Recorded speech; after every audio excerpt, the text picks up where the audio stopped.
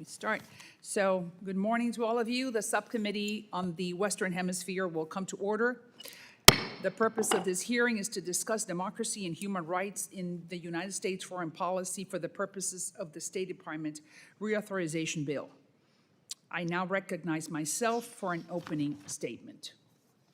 As I said, today we're here to examine the Bureau of Democracy, Human Rights, and Labor. That has been a core mission of the United States since we became the modern world's first true democracy in 1776. Our country was founded on an inalienable rights, the ones that are fundamental, like freedom of speech, of religion, to own private property, and freedom of religion, and many others.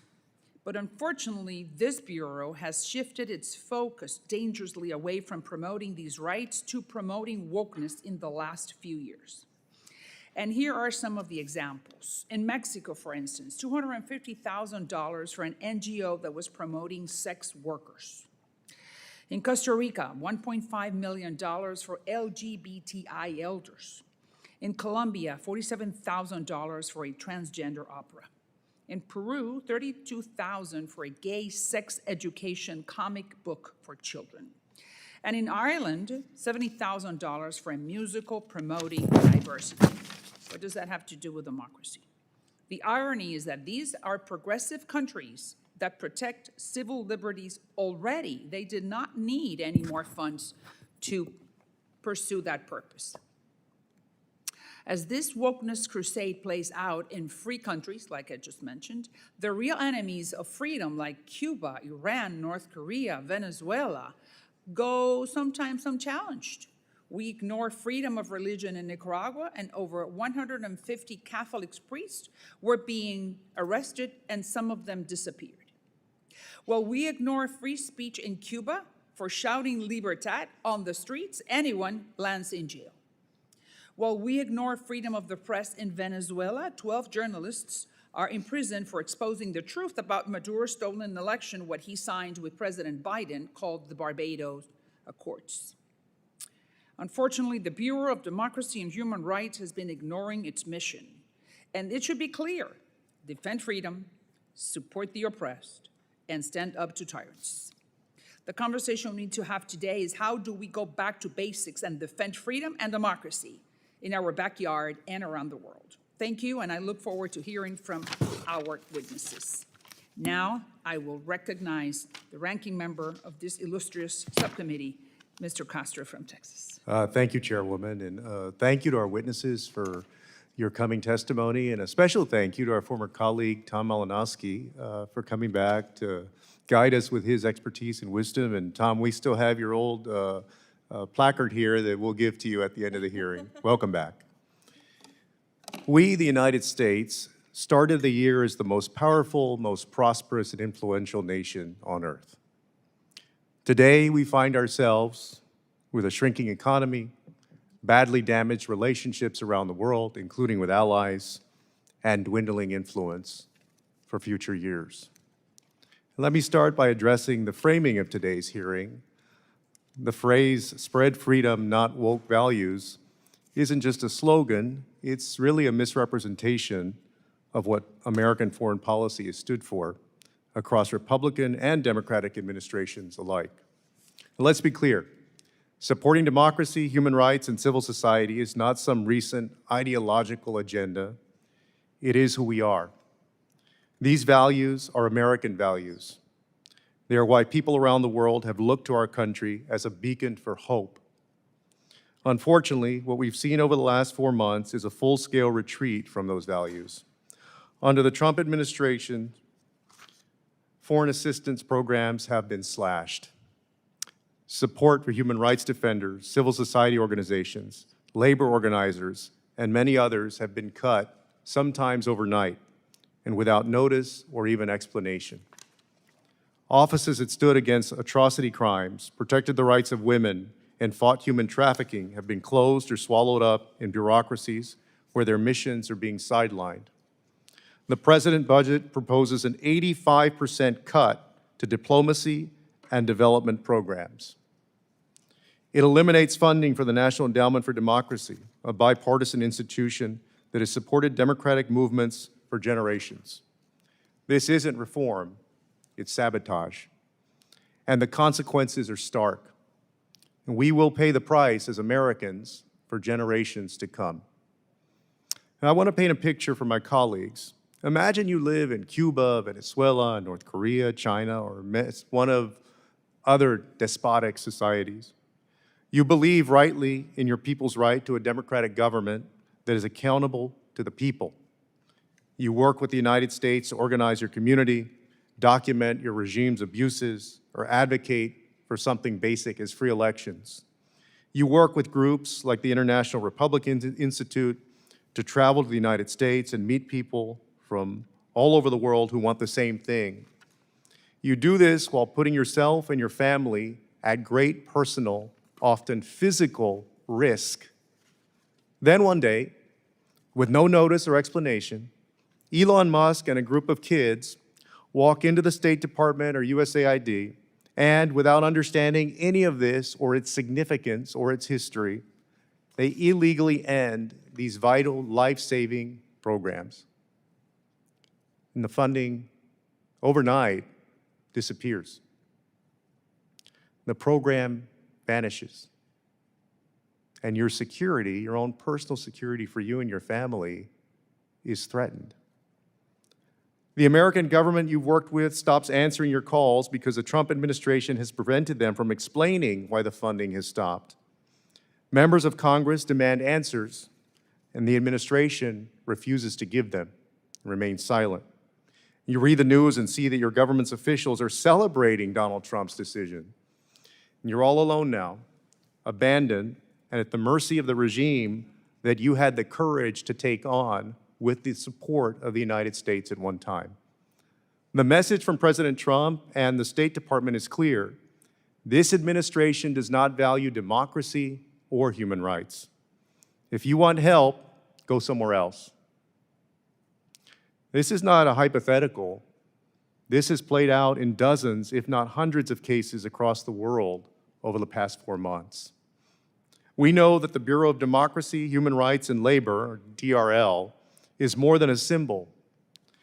It's the institutional backbone of our democracy promotion efforts. Congress established it by law to serve as an independent voice within our foreign policy, one that doesn't defer to political convenience or the sensitivity of authoritarian leaders. It has statutory obligations, from the Foreign Assistance Act to the Leahy laws to the country reports on human rights practices. It is meant to speak up for the people of other countries, not just their governments or their leaders. And yet, the administration's reorganization plan proposes removing DRL's policy voice and redistributes its foreign assistance work to regional bureaus with no human rights expertise. That's not reform. It's about erasing human rights from our foreign policy. It is announcing that we don't care what despotic leaders do to their people around the world, and we're not going to watch them anymore. The administration wanted to make foreign assistance more effective. If they wanted to make it more effective, they would have strengthened DRL's role, not sidelined it. And so Congress must step up. The administration has already effectively ended USAID's and hundreds of foreign assistance programs established by law, all without input from the Congress. And the State Department has proposed a sweeping and destructive reorganization plan by July. So I urge my colleagues, especially my Republican colleagues, to assert Congress's rights under Article 1 of the Constitution and demand accountability from this administration. With that, Chairwoman, I yield back. Thank you, Ranking Member. Gentleman from Texas, Mr. Castro. Now, other members of the committee are reminded that opening statements may be submitted for the record, and we are pleased to have a distinguished panel of witnesses before us today on this important topic, starting with the Honorable Robert Destro, the former Assistant Secretary for Democracy, Human Rights, and Labor at the Department of State. Welcome, sir. Wonderful to hear your statements. And Madam Dr. Chairman. Patrick Quirk, Vice President of Strategy, Innovation, and Impact at the International Republican Institute. And finally, the Honorable Tom Malinowski, former member of Congress. I remember serving with you the first term, and former Assistant Secretary for Democracy, Human Rights, and Labor at the Department of State. Now, this committee recognizes the importance of the issue before us, and it's grateful to have you here to speak with us today. Your full statements will be made part of the record, and I'll ask you to keep it to 5 minutes in order to allow time for other member questions. And now I recognize Mr. Destro for his opening statement. Welcome once again, sir. Thank you, Madam Chairman, and Ranking Member Castro, thank you for your comments. And I'm going to try and keep it brief, but one of the things I think we should see here, and I'm really happy that you have Tom Malinowski and Patrick Quirk here, because this is what you're looking at, I think, is a great working group. You know, that what we need to do, it's not a question of whether we're committed to human rights. We wouldn't be here unless we were. You know, what we're concerned about here is we have, I think, it once in a several generation opportunity to look at the organization of state. Secretary Rubio's given you the proposed reorganization.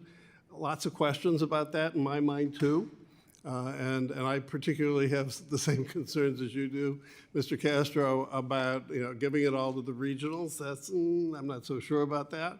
But what we need to be looking at is we have an opportunity here for Congress and the President to be working together to optimize it, because the country's not made of money. We can't afford to we should be spending on human rights, and I completely agree with that. But whatever the disagreements we might have, we need to be focusing on the outcomes of our programs. And that's something we just don't do. So what I would begin with basically is inviting my colleagues here and offering our services to the staff, if I can, to say, let's sit down around a table and start talking about some of the hard questions. And so one of the hardest questions is that I think we often need to put our areas of disagreement out on the table. Okay, the first one is even in the title of the hearing. It's not freedom versus woke. My friends who would proudly describe themselves as woke see themselves as just as committed to freedom as I do. In fact, my son coached at a university that had its woke rating right on its website. So it is so I see the issues we have as one of process. If our goal is to spread freedom and foster inclusiveness, sovereignty, and interdependence, because that's really what we're talking about, is the interdependence of our people and the people of these who live under repressive regimes or who live in pretty good places. We must look at how the State Department actually operates. Now, spreading freedom is a laudable goal, but the hard questions is how successful has the State Department actually been? What are the outcomes? You might want to start with asking the people of Libya, where our regime change operations and democracy building has left them with slave markets. You can ask the people of Guatemala or Venezuela or Cuba. How many years have we been working on Cuba and we don't seem to be making much progress? There's a lot of money been spent on that. What's our return on investment? I would argue not very much. So whatever we're doing, it's not working. So I've seen with my own eyes that, how other organizations, it's not just state, it's not just USAID, it's all of it, including the Millennium Challenge Corporation. I just got a text this morning from a friend in Belize, and I've been working with the Belizeans now for several years in they're really innovative, wonderful People's Constitutional Commission reform process. Our embassy has not been around. You'd think they would be helpful, but and during the conversation within that commission, one of the huge issues for the people of Belize, and they've had town meetings all over the place, is parental control of education. Just this week, one of our government-funded NGOs came in and basically offered a school money to buy control of their education program, exactly at odds with the proposition that we're arguing here. So what I would suggest to you is that The Universal Declaration of Human Rights says everybody has a right to participate in their government. The question around this table ought to be, how do we make that happen? We know where it's not happening, we know where it is happening, and I can tell you, having been the Assistant Secretary like Tom Malinowski has, is when you direct money flows, that's where the policy actually hits the road.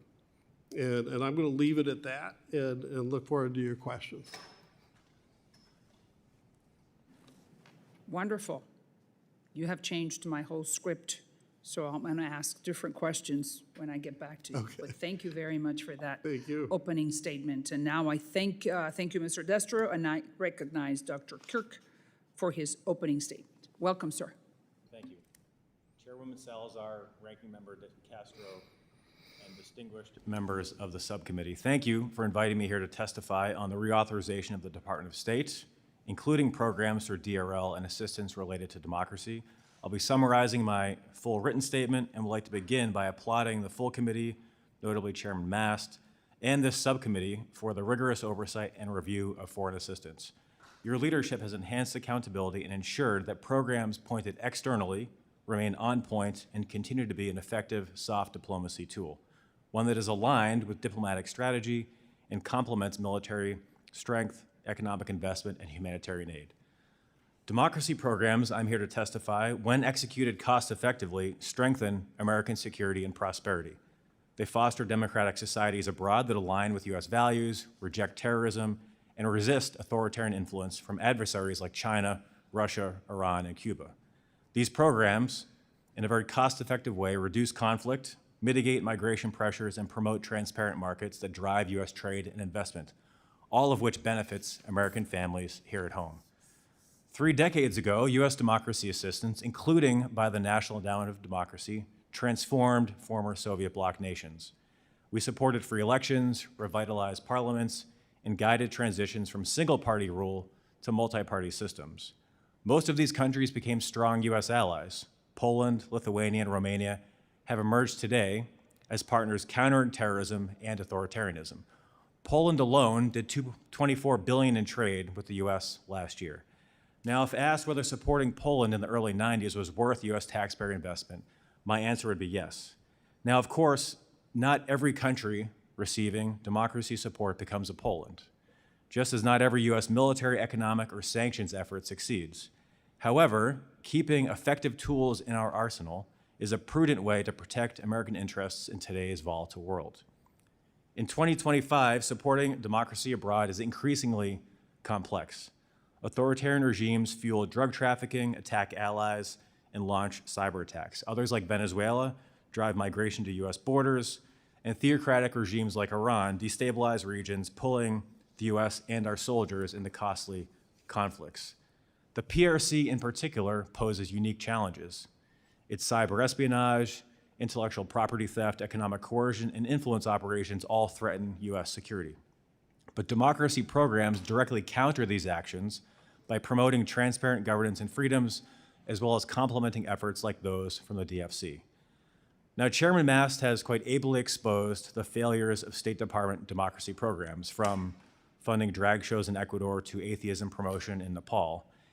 But as we chart a path forward, I think we need to be intellectually honest and recognize that there have been many more programs which have not been critically flawed and that do benefit the United States. These include, amongst others, ensuring peaceful electoral processes in Kenya and the Dominican Republic, helping Mongolia, a strategic country situated between China and Russia for the last 20 years to become a successful democracy, and supporting East Timor as it worked through independence and internal conflict 25 years ago. Looking ahead, countering PRC influence is indeed a priority and requires a multifaceted strategy. While military readiness and capitalization are necessary in large-scale tools, democracy programs, I would affirm, are modest, cost-effective complements. Just a few examples. In Taiwan, State Department funding has helped expose PRC election meddling. In Sri Lanka, programs elevate public scrutiny of Chinese port deals. IRI's upcoming work in Ecuador, sponsored by the NED, will help local organizations and media analyze the harmful effects of predatory PRC investments like the Coca-Cola Sinclair Dam, like I know you, Madam Chairman, are tracking quite closely. Now, failing to reauthorize the State Department's democracy component, including DRL, the Democracy Fund, and ESF, risks ceding ground to adversaries who exploit democratic weaknesses and undermine our interests. Sunsetting NED would also be detrimental. To ensure effectiveness, I would urge reauthorization with 5 considerations amongst others. First, regular audits, clear metrics, and public disclosure while balancing safety for partners in autocratic states. Second, consider using AI to analyze democratic growth data and security tie-ins for better outcomes and evaluation. Third, design programs that must first, before they're funded, articulate how they enhance U.S. security and prosperity. Fourth, refocus funding back to core democracy work, free elections, political party strengthening, civilian scrutiny of government, amongst others. Fifth and finally, question the point of quote-unquote localization. Accomplishing things is what we want to do on behalf of the American people, not to say we put X percentage of funding into the hands of locals like the goal of the last administration. Helping countries become democratic enhances U.S. security and economic opportunities. I urge you to wisely evaluate the cost of eliminating this vital tool when you're reauthorizing the State Department and democracy programming. I welcome your questions.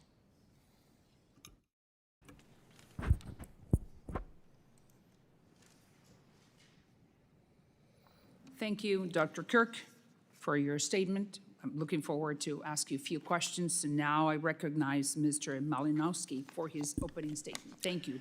Welcome. Thank you, Chairwoman. I well remember the work you and I did together on these issues. Representative Castro, it's great to be back. One of the few things that Democrats and Republicans have long agreed on is that America should be a force for freedom and for human rights in the world.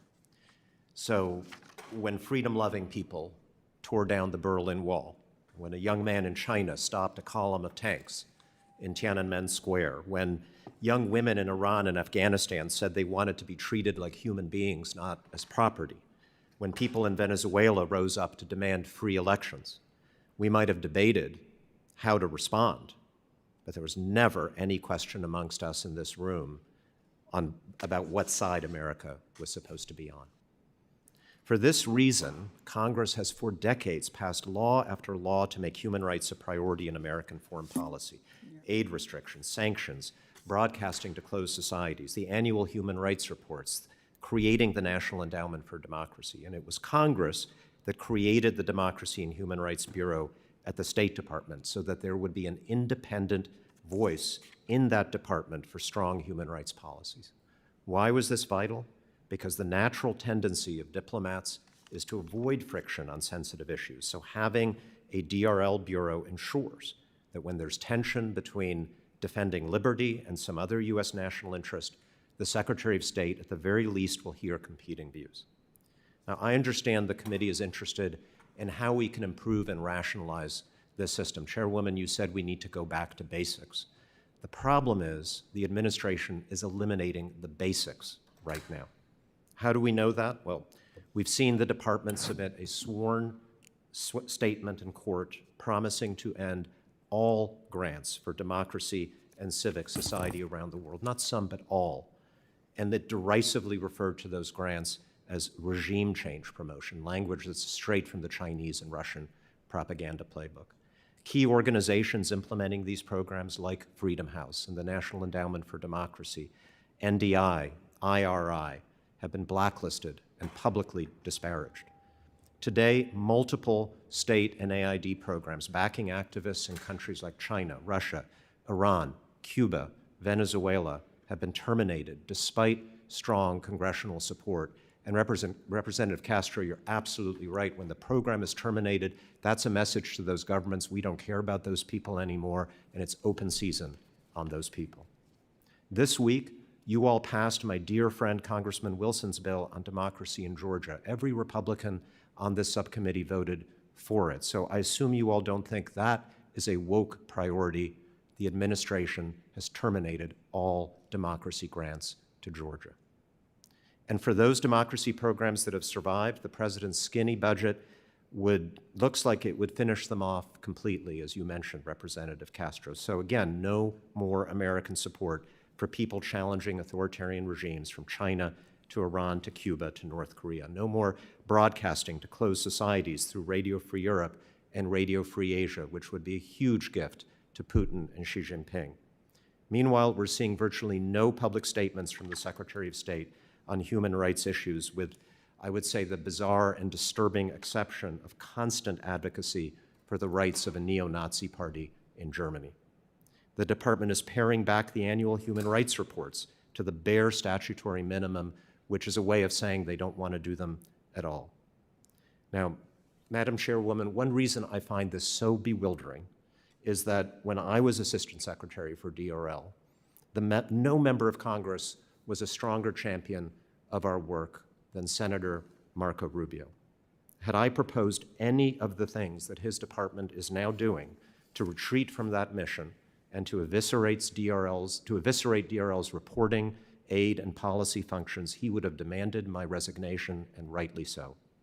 So again, I would say the issue of the moment is not how to fix DRL. You cannot reorganize the number 0. The question is, are we still going to be a country that defends human rights and freedom even when it's uncomfortable? Are we still a shining city on a hill or just a department store, as the president recently said?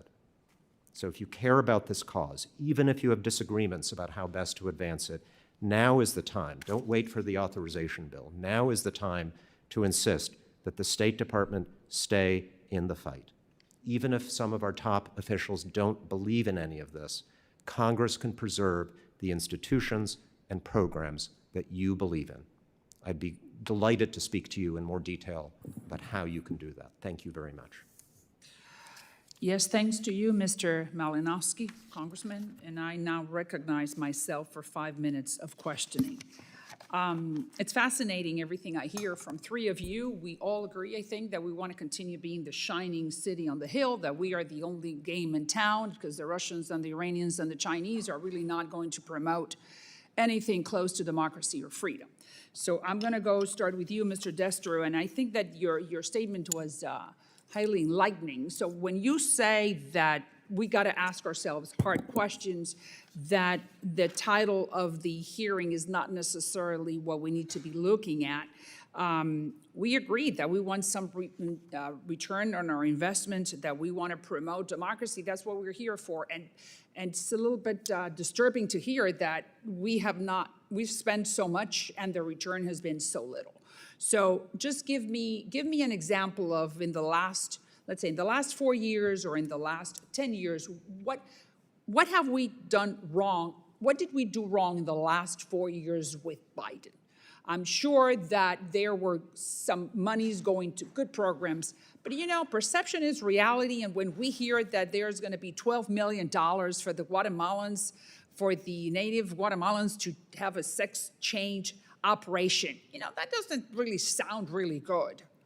So what did we do wrong in the last 4 years, and what did we do wrong in the last 10 years? Put it into perspective for us, please. Well, with respect, I think that's a bit of the wrong question. I think the question is, what are we doing right? Okay, so then tell me, which one is the right question? What are we doing right?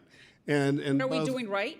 Yeah, what are we doing right? Okay. Okay, and you know, Congressman Malinowski and I talked about this when I was in office, and this question of, as the DRL Assistant Secretary, you have 1.5 billion tools at your disposal in the ESF and Human Rights Fund. You also have $40 billion worth of really committed professional people working with you on those projects. And so the question becomes, where's the best place to put them? Now, all of those places that you just talked about, the sex change operations, everything else, that's not the best way to put it. It doesn't really advance our foreign policy. Correct. So you agree that we need to change that vision? I do. Leave wokeness and go back to democracy. I think we need to foster freedom, right? Right. And that's why I use Belize as the example. Here is a great small country they're trying to figure out, should we keep the king? Should we stay in the Caribbean Court of Justice? Should we revise our Constitution? You know, and where's our embassy? Nowhere.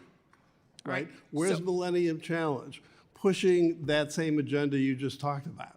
So this reorganization of the State Department that you just mentioned under Marco Rubio now, so if you were his advisor, what were the three things that you would tell him in order to have our return on investment to be really high? Well, I think the Three. first thing I would do is make sure, and this is one of the things that I tried to do as Assistant Secretary, is to make sure that the Assistant Secretary, who has statutory authority to maintain constant oversight of that funding, both humanitarian and Oversight. oversight. Number right? two? And we don't. And you know, and I know it's fair to say, well, what do you mean you don't? And I had to spend $1 million to put together a database to pull it all together. And So guess what? oversight of where the money is going. That's one. Oversight Number over two? where the money's going, who's spending it, and it doesn't matter whether it's in state or HHS, because there's human rights and humanitarian funding all over the government. And so the first thing would be, let's figure out where the money's going. All right, so you're telling me that we do not know as a government where the money is going? No, we don't. Oh, well, we're only spending taxpayers' money, all right? Right, and so, but that's your power of the purse. If you don't know, then you don't have any effective oversight. You mean Congress, I'm sorry, or the State Department officials? I'm talking about this is a dual joint executive Congress thing. You have the power of the purse, and you have the right to see how the money's being spent, and you're not getting it. That's my point. And then that would be the most important advice you would give to the Secretary of State. Is make sure that there is at least one person, if not more, who has continuous oversight and can demand oversight of that money. And I can tell you stories, I won't bother to burden the record now, but I basically faced absolute insubordination when I tried to get that.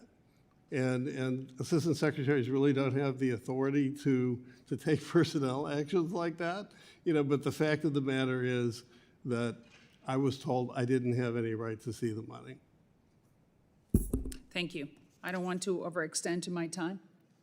So I now recognize Ranking Member Castro for 5 minutes. Thank you. I know in your testimony just now, and I think in your written testimony, you stated that you're often unaware of what programs the department funded or operated. And that suggests unaccountability. And Tom, you served in the same role in the Obama administration, I believe. And wanted to ask you, is it accurate that as Assistant Secretary, you had to sign off on all the funding recommendations? Absolutely, yes. I find this very strange. I signed off on every single grant program. I reviewed every single grant program. If I had questions, they were answered. If I had concerns, they were addressed. Congress was briefed on every grant program at that point that it wanted to know about. It was briefed on grant programs it didn't want to know about. That wasn't the issue. And DRL, one of the hallmarks of what makes it so good is that it actually has an office of people who are dedicated to grant management. These are very small grants going to small organizations, often in developing countries. And so the oversight function of DRL is especially important, and one reason it needs to be empowered and not dismantled, as the Secretary of State is intending to do. I understand you all have been briefed that the people overseeing these grants are either going to be fired or moved into the regional bureaus, which I think former Assistant Secretary Destro and I agree would be a bad idea. So there is oversight. DRL is key to it, and that's why it needs to be strengthened. Thank you. And by the way, there will be nothing to oversee if everything is cut. So Right. we are kind of rearranging the deck chairs of the Titanic here unless we focus on the fact that everything is being eliminated. No, I mean, to your point, and that's why I said this is not reform, this is sabotage. This is a total dismantling of the infrastructure for diplomacy for the United States. But let me ask you, the administration's skinny budget proposes cutting all funding to the National Endowment for Democracy, or NED, making claims about a lack of transparency and disinformation. Dr. Quirk, are you aware of the claims made about the NED? And did the administration reach out to the NED or its grantees to seek information before making these claims? Thank you, Ranking Member Castro, for the question. I appreciate it. The charges against the NED from OMB and the skinny budget were frankly news to me. I'm not here to defend the NED. I do know they responded with a fact sheet, which I have here. I'm happy to submit for the record. What I will say is that individuals making similar accusations never at least knock on our door and say, hey, we have concerns about X, Y, or Z program. Can we discuss it? Often the charges aren't backed up with any evidence. There's no follow-up. The net are audited, they report to Congress, and the USG, frankly, quite frequently. So the bit about them not being transparent, it just baffles me. And the administration's cuts to democracy and human rights programs was far-reaching and included significant cuts to the International Republican Institute's programs. Can you speak to how these cuts were made? And did the administration seek information from you all specifically before making these decisions? And did you feel like it was a thoughtful and deliberative process? So what I'll say about the foreign aid review is any administration has the right to do it. We supported it from day one, and certainly there were some programs cut that, in my view, were not sufficiently linked to advancing U.S. national security. That said, there were many that were cut that were, in fact, advancing U.S. interests. Tell me how it's not in our interest to be supporting the people in Cuba, Iran, China, elsewhere. To your question, Ranking Member, about did the State Department reach out for information, the former F-Director of the State Department, whose name now escapes me, his office never came to us asking for that information. You know, we spent years talking about the threats of China, both to the United States, to our allies, but also to their own people, nations like Cuba. And I actually agree with you on Cuba, although I would say that we've, for some time now, pursued a strategy that failed a long time ago, and we should have made the change some time back. But let me ask, does anybody agree that cutting the diplomacy budget by 85% is actually going to make the United States safer and stronger and more secure around the world? Well, Mr. Castro, if I can respond, Please, I mean, yeah. there's nothing like a hanging to clarify the mind. I mean, that's I'm sure that's a negotiable figure, and that's Well, why let's say it ends up at 50%. Do you think it's good at 50%? I can't answer that question, and the reason is it's what you're spending the money on. It seems to me when we talk about things like countering China, Well, but China's increasing its funding, right? It's not decreasing its funding. of course, but the question is how do you counter China? And one of the ways you do that is by increasing the independence of the countries that you're working with. Some of that's going to be trade policy, some of it's going to be human rights funding. I've spent a lot of time working with people in West Africa about how do we use trade funding to do human rights. I mean, these are not incompatible. In fact, our programs here in the United States, human rights in the workplace, is one of our most stellar human rights achievements in the last century. Right, but they cut all the labor rights programs. And I mean, I think what you're describing is a situation also where the countries are not likely, I mean, it could be possible, but aren't likely to become stronger and more independent on their own.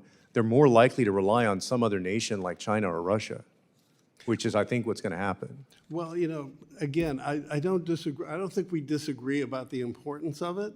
But a good friend who is from a South Asian country that will remain nameless has come here to study. Her Secret Service came to her and said, you're working for the CIA. And she says, well, are you telling me I shouldn't come? To which they said, no, we just want you to know where the money's coming from. That's the perception. If that's the perception, it's not a big surprise why a country like India enacts something like our Foreign Agents Registration Act. So, I mean, actions have consequences. It's the how. Diplomacy is about how. It's not about whether. I've gone over my time, so we'll have to continue the conversation another time. Thank you, Chairwoman. Now I recognize the Representative Sarah Jacobs from the state of California. Thank you, Ms. Chairwoman. And thank you all for testifying.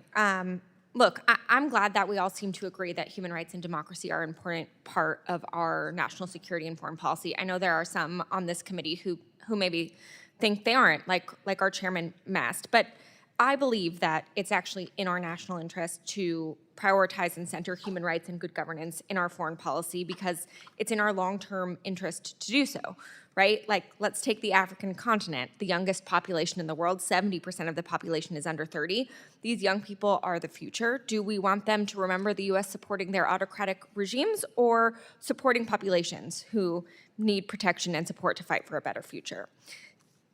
Obviously, we can have that policy discussion, but what we're talking about now is the grave mistake I think this administration is taking to sideline human rights, democracy, and governance at the State Department. And Madam Chairwoman, I first of all don't believe any of the programs that you cited are actually DRL programs, but also, look, you can cherry pick a random grant or a program here or there and frame them as something that's silly. That's fine, actually. I'm actually fine if you disagree with some of the programs that the Biden administration put in place. They were aligned with Biden's foreign policy priorities, which included supporting human rights, including LGBTQ+ rights. It is totally normal for a new administration to come in and decide that they have different priorities and to terminate those programs that they don't think align with their policy priorities. But that's not what this administration has done. It has actually canceled nearly all human rights programs, including human rights programs that were working on fighting for freedom in China, in Venezuela, and Nigeria. And it is gutting the expertise in the department around human rights. So first, Dr. Quirk, I want to dig into a little bit more the impact of this administration's gutting of democracy programs. Approximately how many of your programs were terminated by this administration?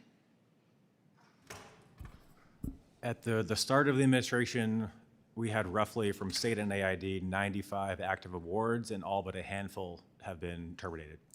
And the administration has assured us that this review was being done in a systematic way, that they were focused on waste, fraud, and abuse, that they're just doing due diligence. Did any of those terminations include a rationale for why the program was canceled? No. Would you consider any of those programs woke? I would not. Look, anyone implementing democracy and rights programs over the last 10 years could be accused of doing woke programming insofar as work plan or proposal had to include those words based on that administration's foreign policy. So did IRI documents include those terms? Yes. Did we do any woke programming? Decidedly no. Were there any allegations of waste, fraud, or abuse in any of your programs? Not that I'm aware of. Thank you. I think it's clear that this review was not thoughtful or thorough, and that it was never actually about waste, fraud, abuse, or efficiency. I also want to get to another thing my colleagues like to say. They like to say we shouldn't be doing programs that other governments don't want us to do, because that hurts our diplomacy. Dr. Quirk, a concrete example, the U.S. previously provided significant support to the Syrian civil society under the Assad regime. Would you agree there was bipartisan support for these programs? I support providing democracy assistance in closed societies because long-standing autocratic regimes, whether it's Cuba or Iran, are stable until they're not. And providing support in these countries is about maintaining a small amount of civic space and ensuring that there are leaders in place that have the skills to lead when that regime falls.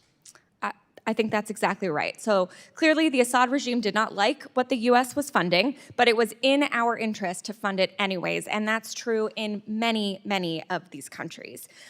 So with my last minute, Congressman Malinowski, could you talk about why supporting civil society and promoting good governance in other countries is so critical to our strategic US foreign policy, national security? Well, thank you. In addition to being obviously the right thing to do, I think the most important argument for it is that this is our comparative advantage over adversaries like China. It's what makes America special. We're not just a bunch of people defending a piece of soil. We stand for something larger in the world that is attractive, that people are inspired by all over the world. Why would we give that up? Mr. Destro compared what's happening maybe inadvertently to a hanging. Yes, that's true. We tied our own noose, we put our neck in it, and we're about to hang ourselves, even as China and all of our adversaries are increasing funding for their influence operations around the world. That would be catastrophic for U.S. national interest. Thank you. Thank you. I yield back. Thank you, Representative Jacobs. And now we recognize Representative Mike Lawler from the state of New York for 5 minutes. Thank you, Madam Chair. As you may know, I currently co-chair the Moldova caucus and have since I joined Congress. A place like Moldova really exemplifies how some good governance and anti-corruption assistance can actually go a long way. Can you discuss some of the impactful programming that the U.S. has supported in Moldova in the last decade? Ask any of you to opine. You guys are there, right? I think I'm going to defer to Dr. Quirk on that one because I don't have the details on Moldova. What I can say, broadly speaking, support we provide in countries like Moldova is to support the infrastructure of democracy, strong political parties, civil society, legislatures, so that they can rule their own country and govern in a way that makes the country stable. I mean, one more specific example that, as you know, there was an extremely important election in Moldova last year that Putin tried to undermine in every way that he could. That election was observed, as I recall, by NDI and IRI, observers on the ground, all funded 100% by the US government. If there were an election in Moldova today of equal importance, we could not deploy a single person because all of that money is frozen.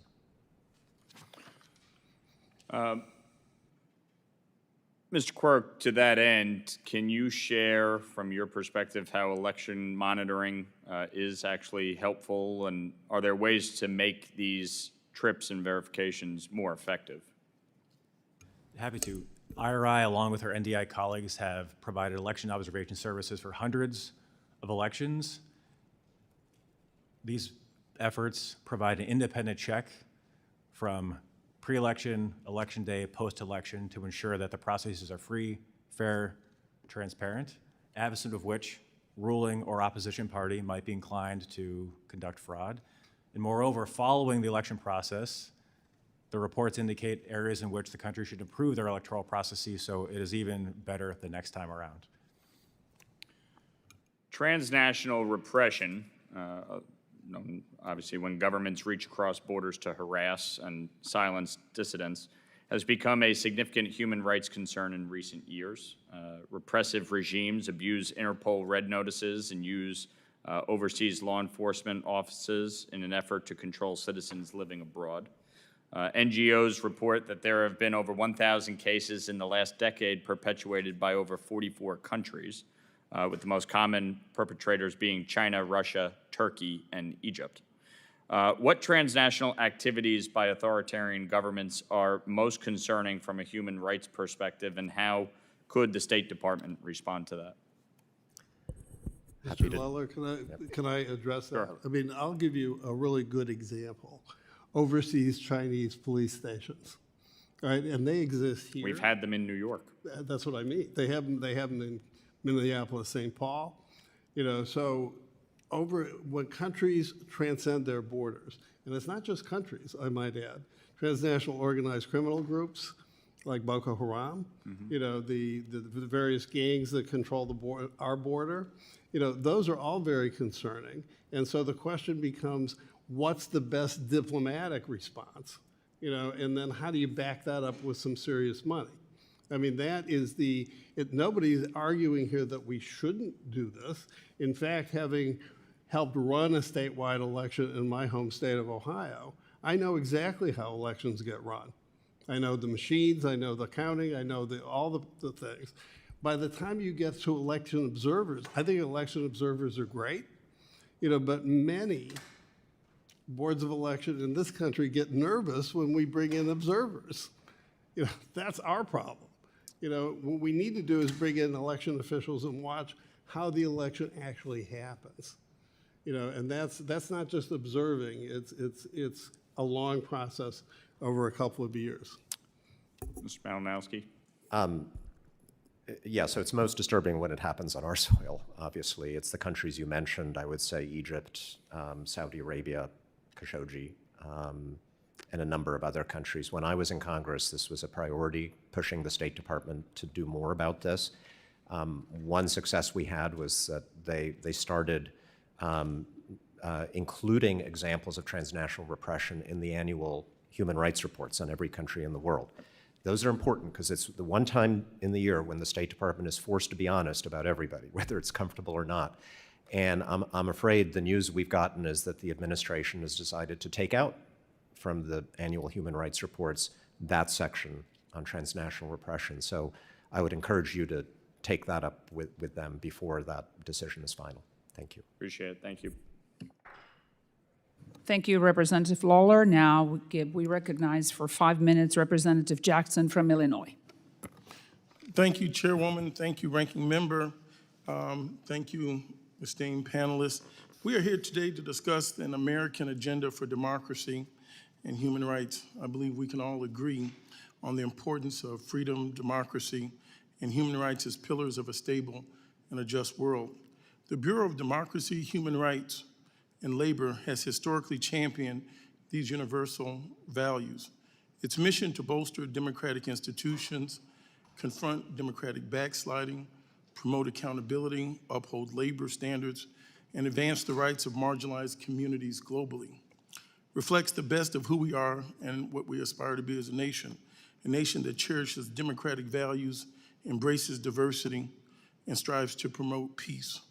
These are not woke values.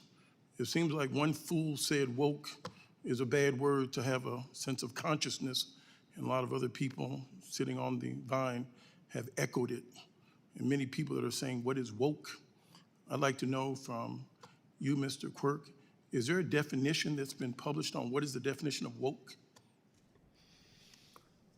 I am by no means an expert, nor do I desire to be on wokeism. I'm not aware of any particular definition. Okay, that has thank been you. You published. don't know. So it's kind of what this administration's doing. Mr. Bill Gates, who's done a lot of great things in philanthropy, is called Elon Musk just today, and his Doge companions, geographically illiterate. They may have some level of intelligence, but they can be really foolhardy and unintelligent in so many other ways. Let us consider the global landscape at this time, from the devastating conflicts in the Sudan to the ongoing war in Ukraine against Russian aggression, the heart-wrenching violence in Israel and Palestine, the dire human rights that's happening off of our shores right here in Haiti. We talk about the struggle for democracy in Myanmar, escalating instability in places like the Democratic Republic of the Congo and Sahel. Nearly every continent is touched by conflicts and democratic backsliding when we retreat. This will be for you, Honorable Millennium, at this very moment when the world is rife with instability that directly impacts Americans' national security interests. Is it wise for us to diminish these very tools designed to address these challenges? Certainly not. And one thing that I heard a lot from President Trump during the campaign is that he wants fewer wars in the world. He doesn't want the United States fighting as many wars in the world.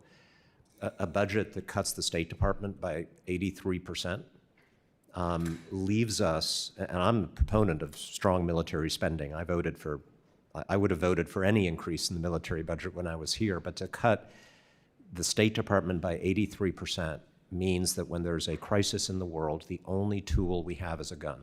The only tool we have is the one that President Trump claims he doesn't want to use, and that makes absolutely no sense to me.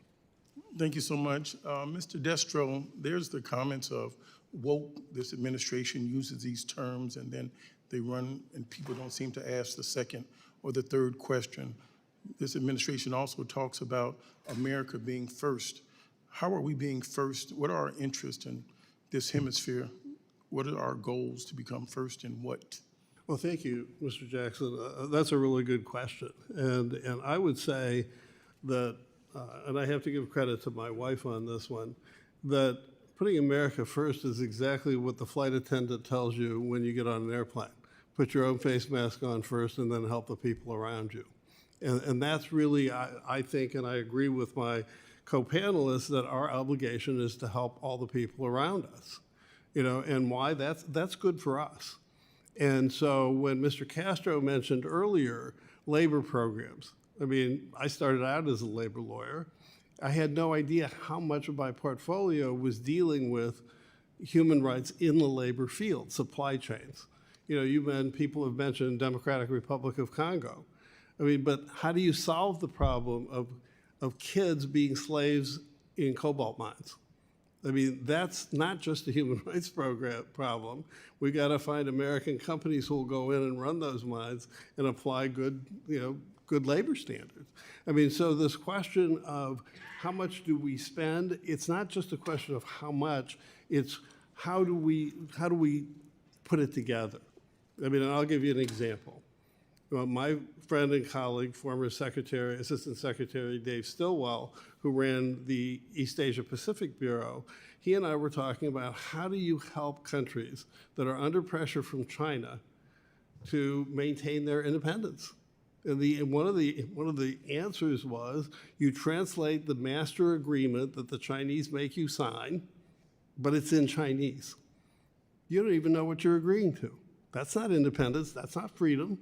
But where does it fit? Where does the fund, what's the pot out of which you take that money?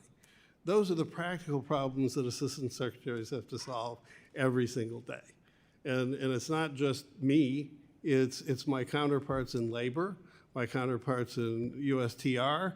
I mean, all this thing has to be put together as a little symphony, and it's the secretary and the president who have to conduct it. And thank you so much for your participation. I thank you, Madam Chairwoman, and I would encourage all of you to keep on doing the work of diversity, equity, and inclusion, and for those that use some inflammatory terms and try to make woke and consciousness a bad word, push back on that ignorance with all your might. Thank you, Preserve your Representative integrity. I yield back. from the Thank state you. of Illinois. Thank you. Now I recognize for 5 minutes the Representative Titus from the state of Nevada. Thank you, Madam Chairman. And thank you to Mr. Jackson for bringing up about woke. I've got to just first take exception to the name of this hearing. We want to not promote woke values. I don't even know what that means, and I have never heard a very good definition from the other side. And if you look at democracy and spreading freedom, which is the other half of the title here, we're talking about freedom of the press programs that promote this, protecting reporters. You're talking about helping women run for office, talking about helping legislatures draft bills on anti-corruption. Is that woke? Does that qualify for woke? That sounds to me like we are spreading freedom and democracy. So I don't get where that title comes from. And when we're doing away with the programs that promote that, like IRI and NDI, we're not spreading democracy. Mr. Malinowski, it's nice to see you here as a former colleague to talk about these issues. Every time you strike one of these issues, look what we've done: Nicaragua, Venezuela, Cuba, North Korea, Hong Kong, Tibet, Burma, all kinds of democracy programs.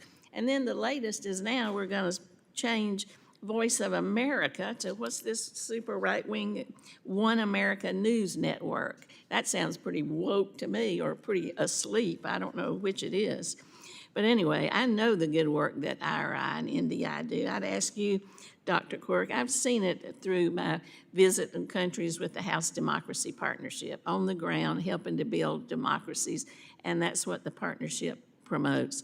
So would you just talk about how the freeze has affected some specific work that you've been involved in? What are some of the specific programs that you have that do promote democracy that the other side is cheering for us eliminating? Thank you, Congressman, for the question. I'm not here necessarily to talk about the programs that IRI has had canceled. What I will say is that yesterday we had at IRI for an event 3 courageous opposition leaders, Maria Corina Machado from Venezuela, Svetlana Tsikhanouskaya from Belarus, and others. You don't need to hear it from me, hear it from them. They quite forcefully said, we need the U.S. in this game. We don't need the U.S. to be leaning back when the likes of China and Russia are leaning in. Well, I think that's absolutely true, because they'll be only too willing to step into the breach if we're not present. And when you pull out all the people who are in the field, working with villages, working with remote areas, working with new legislatures, what's left there? I mean, this is such a source of soft power for us, as you were saying. It doesn't just help the person with the face mask on, it helps everybody around us. That I just find this astounding when I look at the cuts that are being made. Mr. Malinowski, would you continue this conversation with me about what we're losing and talk about the State Department's reorganization and how that's going to impact the regional approach to things? Well, I think we're losing our heart and soul. That's the headline. Specifically, you asked about programs. It would take me hours, but we're losing grants to. We were talking about Cuba. There's a wonderful organization called Diario de Cuba, which has been exposing corruption by the Cuban regime for years, defunded. There is an organization called China Human Rights Monitor, China Dissent Monitor, which is the best source of information in the world about local protests against the Chinese Communist Party. Even the Chinese people learn about protests in their own country through this, 100% defunded. All of the work we've been doing to try to help women and girls in Afghanistan, who we abandoned. But the State Department, USAID, DRL, continued to help them through women's shelters, through emergency grants to get them out of the country. All of that has been defunded. And you mentioned the other side. I know that Representative Salazar, Chairwoman Salazar, you don't want to defund those programs. I know that Representative Smith, who has been championing this work longer than anybody in this room, does not want to defund these programs. And so very, very seriously, as a former colleague, I need to appeal to you guys to stand up against this. This is a president of your party. And if you do that successfully, I still expect and understand that there will be conservative priorities imposed on these programs because it's a Republican administration, and that's fine. I want them to survive. And they're not going to survive unless Republicans in the House and the Senate stand up and say they need to survive. Thank you. Thank you, Representative Titus. Now I recognize for 5 minutes Representative Chris Smith from the state of New Jersey. Thank you so very much, Chairwoman. And welcome to our distinguished panel. Tom, it's great to see you again. And of course, Bob Destro, who I've known for decades as well. And welcome to you, Dr. Quirk. Just a couple of questions. I know you were speaking about, Secretary Destro, about the DR Congo. I just had like my 6th hearing on it earlier on March 25th, so it's just a few weeks ago. And we focused again on the issue of cobalt, the fact that I've been to North Kivos, I've been to Goma, and we do know that unfortunately kids are being used to mine in the artisanal mines, but also about 25 to 40,000 kids and about 200,000 adults are in forced labor. I've appealed repeatedly to the DRC government to sever their ties with the Chinese Communist Party. We know that there are monies flowing that are ubiquitous to help facilitate this terrible exploitation. And wherever you come down on EV cars and the need for cobalt, make sure it's coming from a supply chain that is clean of this kind of horrific abuse. I do have a bill in, HR 2310, which we're going to try to get passed, that would provide a rebuttable presumption because it's all coming from China. It's all coming from Xinjiang, where they process it there, or in a good country where there's real ILO-type labor standards. And as you indicated, American mines are more likely to have a much better track record. You testified at several of my hearings, and I thank you for that. And so I just want to underscore the need to get these kinds of bills passed and out of the Senate. Last night, 406-1, both sides of the aisle voting for it. My Stop Forced Organ Harvesting Act passed again. Passed 2 years ago, died in the Senate, and it is very serious. I mean, the sanctioning, not just of Chinese officials, but also of anyone who is complicit in it. You know, whether it be the brokers working out of New Jersey or New York or anywhere else to procure livers and any other thing. Go to Shanghai, get it. In 2 weeks, you got the liver. It's coming from a Uyghur, or it's coming from a Falun Gong practitioner, as we know. And the numbers are staggering. The high number is 100,000 murders per year to get these. I had one doctor who did them. And you testified at that hearing, Bob. I'll never forget it. And you said, you know, this is a human rights and also a trafficking issue almost without parallel. And we need, this bill, I think, would stop a lot of it. It never stops at all. And it applies to the world. So we got to make sure the tip office remains strong and intact. We're celebrating the 25th anniversary of the Trafficking Victims Protection Act. I authored that law. It took 3 years to get that passed. There was all kinds of opposition to it. The assistant secretary at the time testified, and they didn't want it at the Clinton administration, but thank God, at the end of the day, he signed it. So all well, it ends well. And then we had problems implementing it through various administrations, including Republican and Democratic, to be faithful to stand with the victims. Don't be indifferent or enabling of the oppressors. So that tip office, we got to make sure that any reorg protects the tip office robustly. The ambassador at large, ditto for the Religious Freedom Office, which was Frank Wolf's 1998 law. So maybe if you wanted to speak to that, because I think, you know, if we're not speaking out on human rights issues, who will? I mean, we do get some good work from the UK and some of the other democracies, but we've got to be the leaders. So, Mr. Destro, and then Tom, if you wanted to speak to it. Well, let me start by saying amen. I mean, what you just said is exactly right. And if we want to take the, you know, let me give you the example, come back to the idea of the cobalt mines. Yes. I mean, one of the most fascinating meetings I had as assistant secretary was a group of people who represented the footwear and apparel industry. And basically you had State Department, Justice, Labor, Customs and Border, everybody in the same room saying, if we find slave labor goods in your supply chain, they're not coming in, period. And by the way, if we find out that you know they're coming in, you're gonna go to jail. That is effective foreign policy. I mean, and it's the coordination piece that I think often gets missed in all of this. And I have been called by people in Africa to say, will you help us find some American companies that'll mine this stuff for us in DRC? That is not an easy task. You know, they don't even know who to go to. And so part of it is you almost need, on human rights, you almost need, I hate to put it this way, a human rights concierge. I mean, what's happening with organ harvesting, I had no idea how bad it was.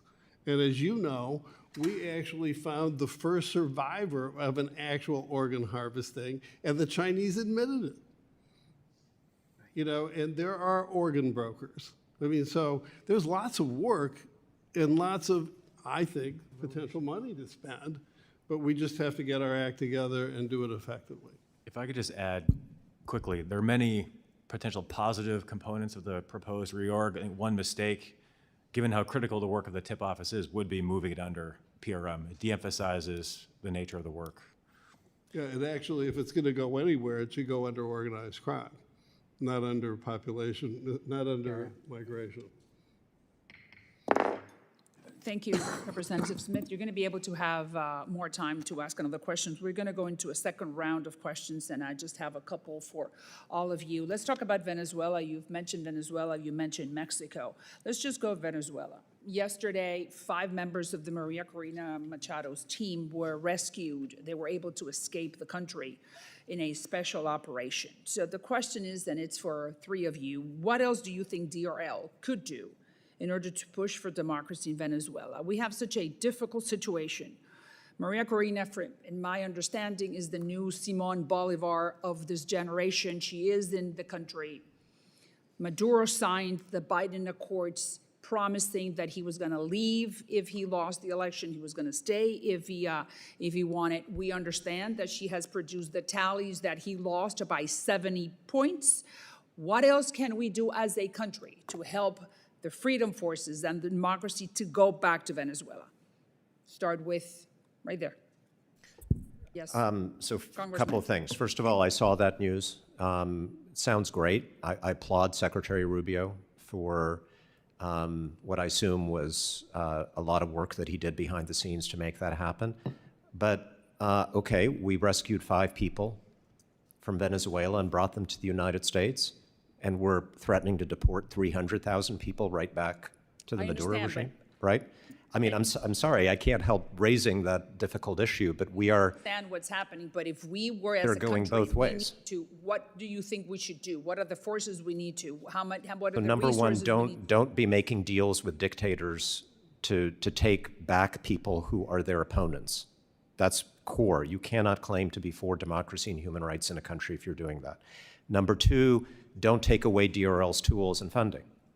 Because, and to be fair, not all of the Venezuela democracy programs have been frozen or terminated, but everything running through the NED, through Freedom House, through that whole family has been terminated. That's absolutely crazy. And my understanding is because they just don't like Freedom House. Like, really? That's your Programs reason? that have not been, so putting aside the ones who have been terminated or the ones that are still current, what else can we do as a country? We can resume the things that have been terminated. It shouldn't be unreasonable for me.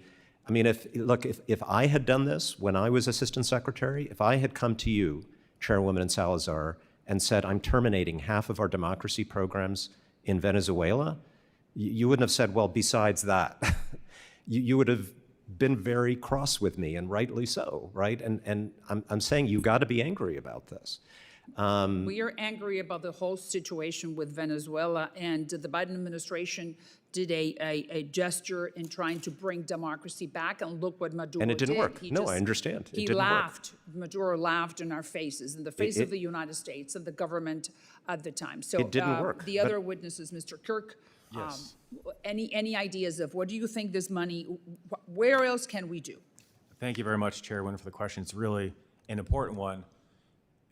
The NED, the State Department, we have an evidence-based set of tools, resources, and programming that we've used in countless other places, to include Venezuela, that are proven to bolster opposition movements. It all comes back to resource levels. If we have access to the funds to provide that type of support, you have staff at NED, IRI, NDI that are ready to go. And second, from a diplomatic standpoint, I think as a country, being clear that we stand on the side of the oppressed and those pushing back on authoritarian aggression, being consistent with those messages. Mr. Destro, your idea, if you were to be the one guiding the resources, where would you put them when it Well, comes I to think democracy in Venezuela? One thing you can do, and I think that it's uniquely within your power to do that, is to beef up the Foundations of Evidence-Based Policy Act, which basically should be requiring transparent evaluation of all these programs, so we get this return on investment question. And right now, it's a data integration model, but what we need to do is move it into a real evaluation model. The second thing is, as you look at the reauthorization of these offices, you need to make sure that by statute, you break down barriers among the agencies. Okay, because if I had called over to HHS, they'd have said, who are you? Click. But if I actually called across the hallway to INL, they would have said, who are you? Click. So that's even though I, as DRL, had statutory authority to maintain oversight. So it's the process, that I'm worried about. I think we can make the money work, but it's how we spend it. You made it very clear that is the process on how we structure these programs. Right. And thank you. Now I yield back, and I recognize the ranking member for 5 minutes. Thank you. Thank you, Chairwoman. And actually, to Tom's point, it was IRI and NDI that helped expose that the last Venezuelan elections were not free and fair elections. And so even though it's true Maduro is still in place, it was that work that helped expose the elections, I think, as fraudulent, and exposed him to his people. So, but I want to follow up on something you said, Mr. Destro. You indicated that you disagree with the proposal to move foreign assistance programming responsibilities to the regional bureaus. Can you speak further on this, and what challenges would such a change pose, and how would it dilute the prioritization of human rights? Well, I think that when you're dealing with, let me give you a real concrete example, the Rohingya, right? They live right on the boundary of East Asia and South Asia, right? The bureaus. Who takes care of them? I mean, they're in orbit in both bureaus. And so when the focus of the regional bureaus ought to be the management of bilateral relationships between our country and other countries. But when it comes to human rights programs, humanitarian, that's actually much more of a focus thing. And that's one of the reasons I don't want it to go into the regionals, is because it's going to get lost there. And so when you look at a question that Representative Smith and I have looked at a lot, which is the issue of all the genocide going on in Nigeria, right? If I call over as Assistant Secretary to the intelligence community and I want to know who's buying the AK-47s, who's buying the Land Rovers that they're using to kill villagers, what I'm going to get from the State Department is, oh, it's all climate change. What I want to know is, wait a minute, I need the financial intelligence, and somebody's going to hang up on me. I could not get that kind of information out of the intelligence community. And so only you can break that down for us. So I have some very, I really mean it when I say we ought to have a little working group and say, look at what are the concrete things that only you as Congress can do, and then let the executive branch try to figure out how to do it. Thank you. Rep. Smith. Thank you very much, Mr. Castro, ranking member. And Tom, I'd like to yield to you because I know you wanted to answer the original question. And then I'll put out another question as well. You might want to incorporate it. The idea of the regional bureaus getting even more of a voice, I think, is a very dangerous possibility and a very dangerous outcome for human rights. I can't tell you how many times on the trafficking issue, no matter who's at the White House, we've had individual ambassadors and the regional bureaus weigh in such a way so that what the TIP ambassador at large and what the TIP office, it's a large number of very, very they're policy experts. They've got data calls from each one of the embassies. They've gone through it, and very often their narrative, which would lead to a Tier 3 designation, doesn't match what the tierage was. And there have been numerous examples where other issues intervene at the regional bureau level and Secretary of State level that then said, we're not going to make you Tier 3 because of fill in the blank.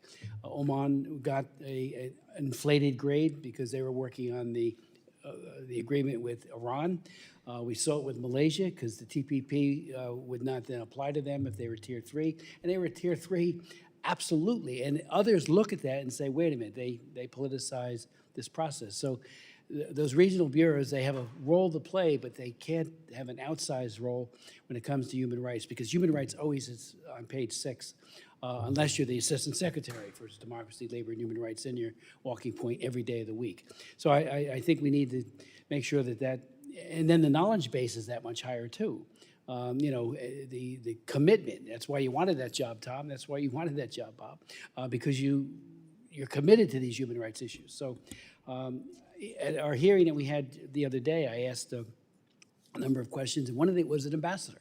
And we talked about TIP, and he said, I fought like hell to make sure my country wasn't on it, but then we were, because it does complicate the statecraft that they're involved with, or so they think. I think if we put human rights first, everything else will fall into line, as you were saying, stand with the oppressed not the oppressor.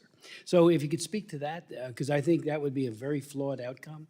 We saw it with David Goldman. Remember, Tom, when his son was abducted to Brazil? We got nowhere for 5 years. You know, I got into it the final year because he wasn't my constituent. And then I went down there and I realized that it was on page 5 of the prioritization with regards to our work with Lula in Brazil. And, you know, that's just not good. So maybe you could speak, and Tom, you also wanted, I think. Yeah, this is a key point. Yes. It is the job of our regional assistant secretaries and our ambassadors, first and foremost, to manage the relationship with the foreign country. That's not a criticism. That's just number one on their job description. And often, not always, that means they're going to be avoiding the most sensitive issues that automatically create friction with that government.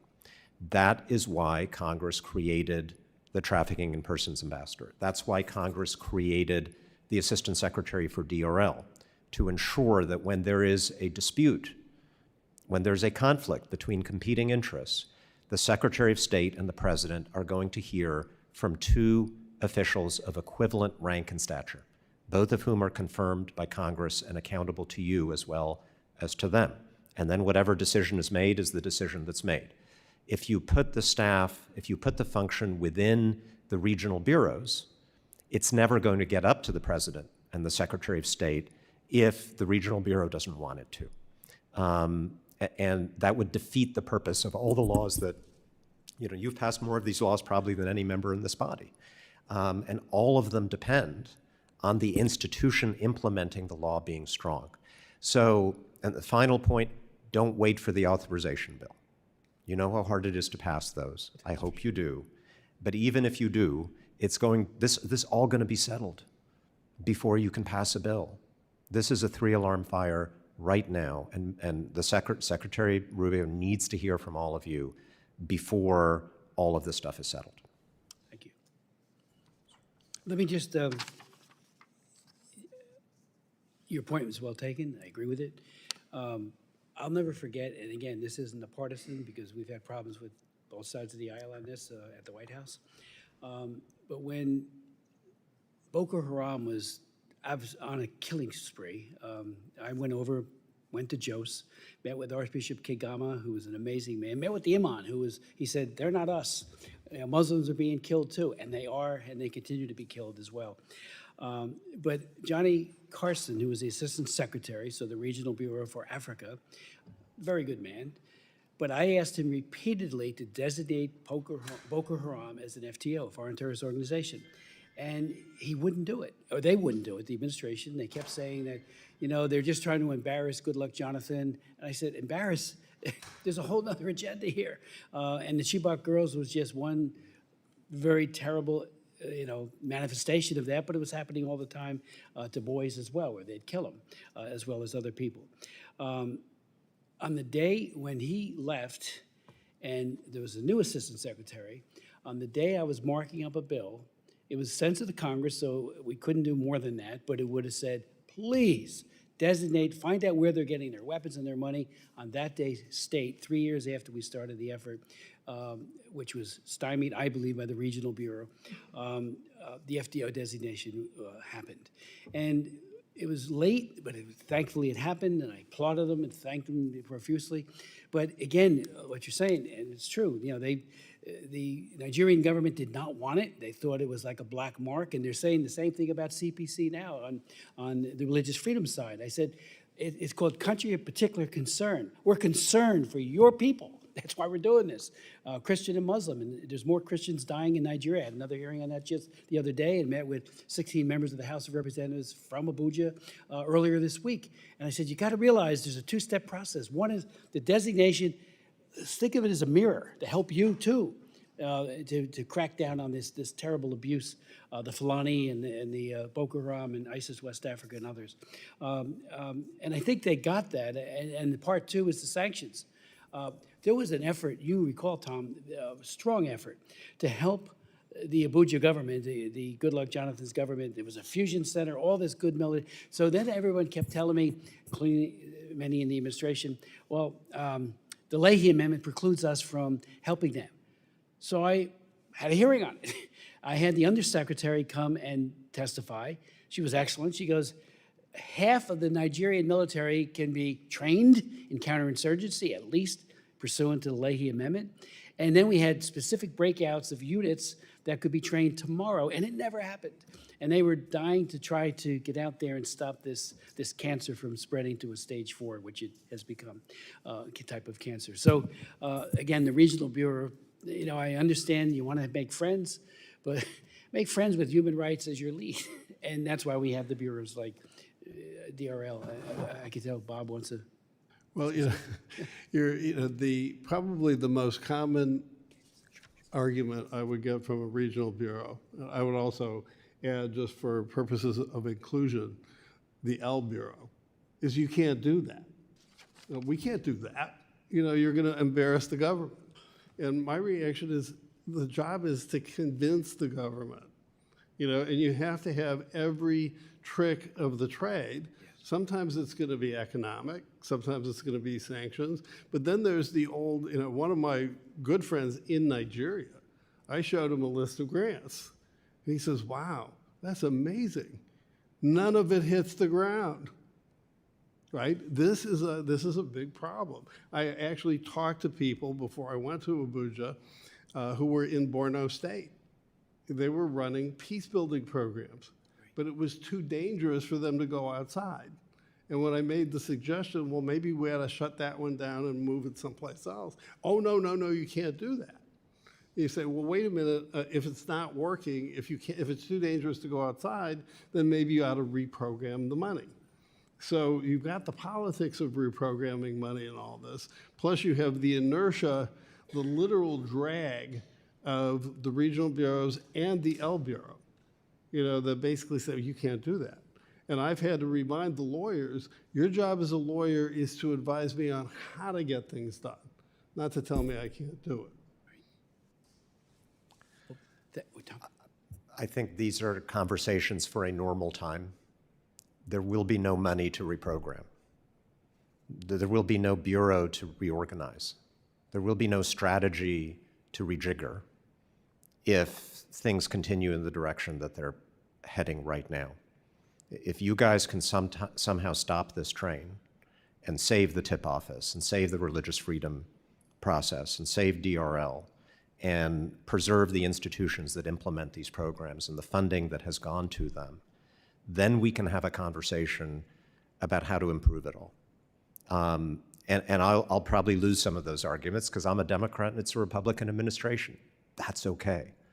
But right now, what we need all of you to do is to stop a train that is going to run over this 50, 60-year tradition of American support for human rights and democracy around the world. The rest is academic. Anybody else before we close? Thank you very much. I'd like to, on behalf of the chairwoman, thank our very distinguished witnesses for their testimony and the members for their questions. The members of the subcommittee may have some additional questions for the witnesses, and we will ask you to respond in writing, if you would. Pursuant to the committee rules, all members may have 5 days to submit statements, questions, and extraneous materials for the record. Subject to the length limitations, without objection, the committee does stand adjourned. Thank you.